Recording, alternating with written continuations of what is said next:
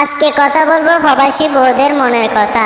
আমি একজন প্রবাসীর বউ, কিন্তু আমার জামাই থাকে সৌদি আরব। আজকে গেছে 4 বছর। 4 বছর ধরে আমি কিভাবে জীবন কাটাচ্ছি, সেই কষ্ট শুধু আমি ছাড়া আর কেউ জানে না। যদি একটা মনের মানুষ পাই, তাহলে তাকে মনটা পুরো বিলিয়ে দেব, তাকে ইচ্ছে মতো খাওয়াবো এমনভাবে।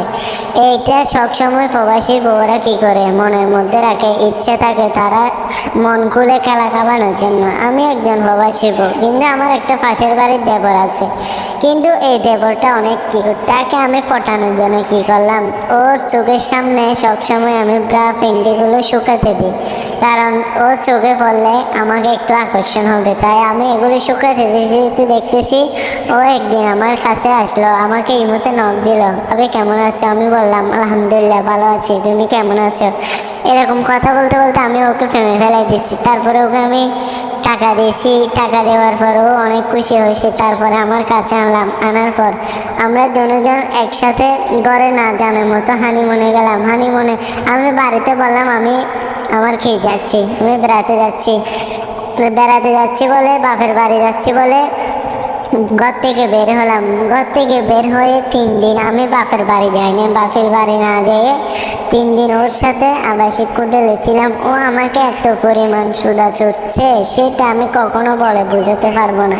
আসলে আবিয়াতে ছেলেদের সুদা অনেক মজা আছে। ও কি করছে, আমাকে প্রথম এসে জড়িয়ে ধরছে, জড়িয়ে ধরার পর মুখে মুখ লাগাই দিয়েছে। মুখে মুখ লাগাই দেওয়ার পর আমার মুখ থেকে অনেক লালা বের করেছে। লালা বের করার পর তারপরে দিয়েছে আমার নিচে দেওয়ার পর সোনাগুলো এমনভাবে ছুটছে, প্রায় 2 ঘন্টার মতো সোনা সুস্থে আমি পুরো বিরক্ত হয়ে গেছি। আমার পানি বের হয়ে গেছে। পানি বের হওয়ার পর তারপরেও সে হার মানতে রাজি না। তারপরে কি করলো, আস্তে আস্তে দুধের হাত দিল। দুধে হাত দেওয়ার পর এই টিপানা টিপলো, এই তো পরিমাণ টিপলো। তার টিপাগুলো অনেক অসাধারণ ছিল, আমি অনেক মজা পেয়েছি। পুরো 6-7 দিন আমি কোমর ব্যথার জন্য লড়তে পারিনি। তারপরে কি করছে, ও এখান থেকে আসতে রাজি নয়, ভাই মনে থেকে গেছে। 3 দিন থাকলাম। 3 দিন থাকার পর আমরা দুজন এত পরিমাণে আনন্দ করছি, সেগুলো বলে বুঝাতে পারবো না। টাকা যত খরচ হয়েছে সব আমি দিয়েছি। ওকে বলতেছি তুমি শুধু থাকো, কয়দিন থাকবে থাকো। তারপরে কি করলাম, চলে আসলাম। তারপরে থেকে সে আমাকে প্রতিদিন নখ দেয়, ভাবি কী করো, কী খাইছো, এইসব বলে। আমি বলি হ্যাঁ, কিন্তু আমার জামাই প্রবাসী থাকলে কোনো সমস্যা নেই। কিন্তু আমার একটা দেবর আছে, সবসময় মেয়েরা এরকম একটা মনের মানুষ চায়, কিন্তু মেয়েরা টাকা পয়সা চায় না। মেয়েরা শুধু চায় একটা মন ভরে খেলা খাওয়ার জন্য মানুষ। তাই এইসব করে। মেয়েরা কোনো টাকার লোভী নেই। মেয়েরা হচ্ছে শুধু একটু মানসিক শান্তি পেলে হয়। মেয়েরা একটু খুশি হতে চায়। মেয়েদেরকে যত পরিমাণ খুশি রাখবেন, তত পরিমাণ আপনাকে মন বিলিয়ে দিবে। সব কিছু করার জন্য রাজি থাকবে মেয়েরা। আপনি মেয়েদের মন নিতে চাইলে আপনাকে আগে খুব পরিশ্রম করতে হবে। মেয়েদেরকে ভালো ভালো কথা বলতে হবে, তারপরে দেখবে সে পটে যাবে। পটে গেলে তোমাকে বিলিয়ে দিবে এত পরিমাণ, তুমি খেয়ে শেষ করতে পারবে না।